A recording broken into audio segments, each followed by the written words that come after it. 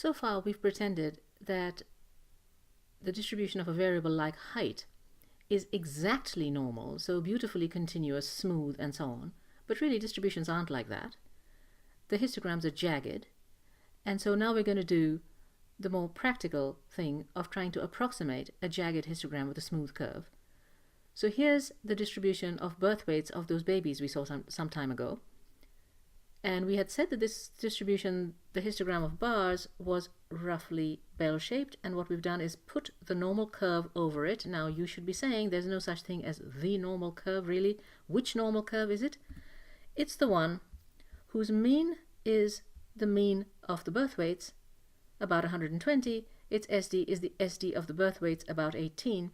It should come as no surprise that this distribution is balancing very close to 120.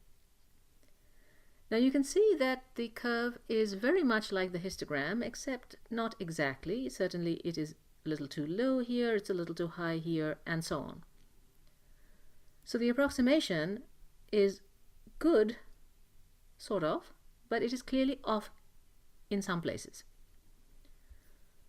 What we're going to do is we're going to learn how to implement the approximation, and then we're going to examine where it's good and where it's off. So typical situation is, here's the distribution of weights again. Approximately normal now, we're looking at the histogram itself, with its mean and SD. And the question is approximately what percent of the data are in a certain range. So approximately what percent of the weights are between 100 ounces and 140 ounces in this case. This is exactly like what we did in the previous segment, except in that situation our heights were exactly normal, not approximately. Since our data are now approximately normal, our answers are going to be approximate. That's the only difference. The mechanics are exactly the same as what you've been used to. So what were the mechanics? Step 1? That's right, convert to standard units. 110 in standard units is minus 1.07, 140 is 1.12.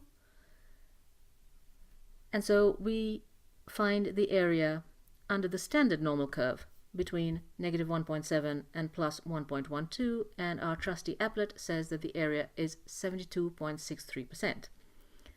In other words, the percent of the weights that were between 100 and 140 is roughly 72.63%.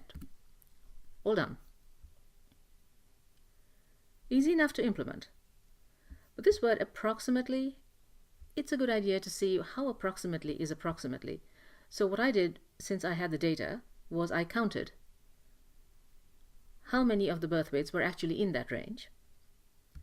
And it turned out that 859 out of 1,174 in the total data set were in that range. 73.1% was the actual percentage. Our approximation is 72.63. Not so bad.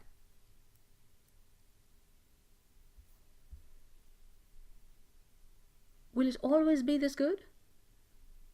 Well, that depends on where in the histogram you are looking. So let's take a look at that histogram again.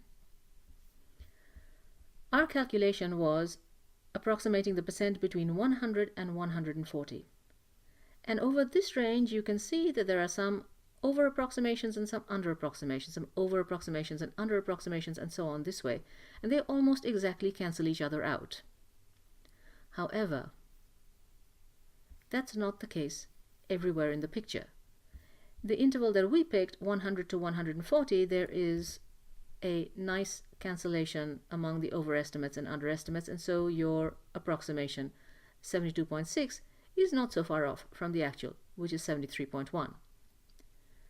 Had we focused our attention, however, on 110 to 130, where the histogram is clearly entirely above the curve,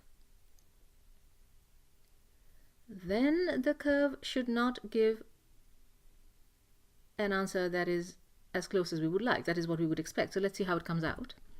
So between 110 and 130, the actual is 43.1%, and the normal approximation is 41.4%. So 41 versus 43, not as close as before.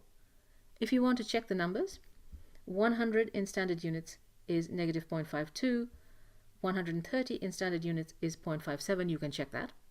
And if you use your applet, you will get 41.4 roughly. Clearly below the actual value, and as you can see, the curve in this range is clearly below the actual histogram, no surprise there. So in this range, the normal approximation underestimates. So it's going to be good in places, it's going to be bad in places. Where is it going to be bad?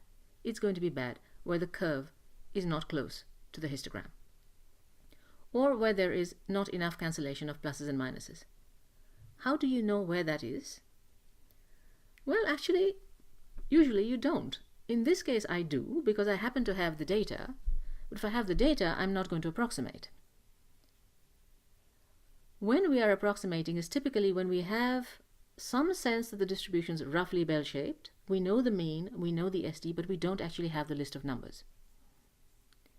In that situation, we have to just be aware that the approximation may be off.